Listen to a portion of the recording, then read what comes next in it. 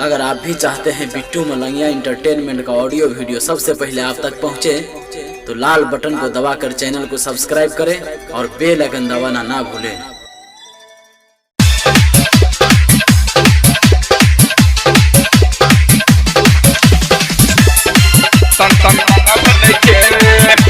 अखन अपने सब सुन रहल छी बिट्टू मलंगिया इंटरटेनमेंट के।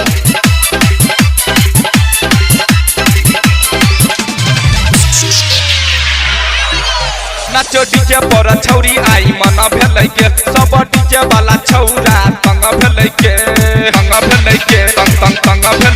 नाचो डीजे पर छौरी आई मन भेलै के, सब डीजे वाला छौरा तंग भेलै के।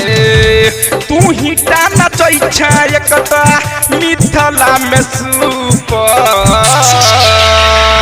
के रसे रसे चूतहु रस के चोली से है टप टप, रसे रसे चूतहु रस के चोली से है टप टप। नाचो डीजे पर छौरी आई मन भेलै के, सब डीजे वाला छौरा तंग भेलै के। तू ही ता नचै छै एकटा मिथिला में सुपर के रसे रसे चूतहु रस के चोली से है टप टप, रसे रसे चूतहु रस के चोली से है टप टप। DJ Sajan Raja, Sajan Raja, Sajan Raja, DJ Bittu Malangiya, DJ Bittu Malangiya, DJ Bittu Malangiya, Madhubani Madhubani Madhubani. तोहर चढ़ल जवानी ज्यादा करी ने गोरी मना मानी, देख बुढ़बो के उठ गेलै आती, सब छौरा पिटै छै छाती, सब छौरा पिटै छै छाती।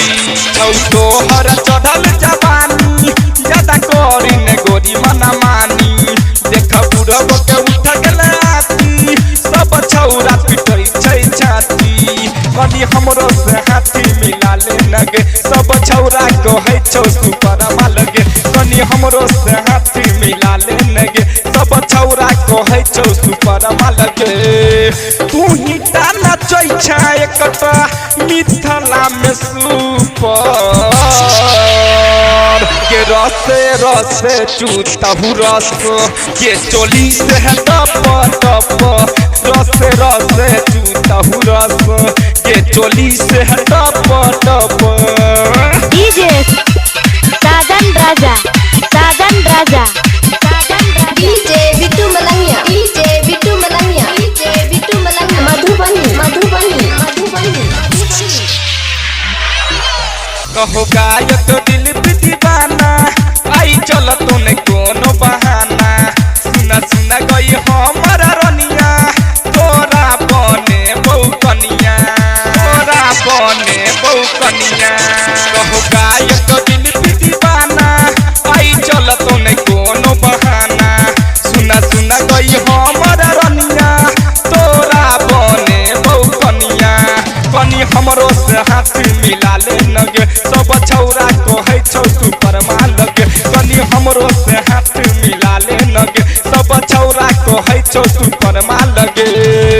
तू ही ता नचै छै एकटा मिथिला में सुपर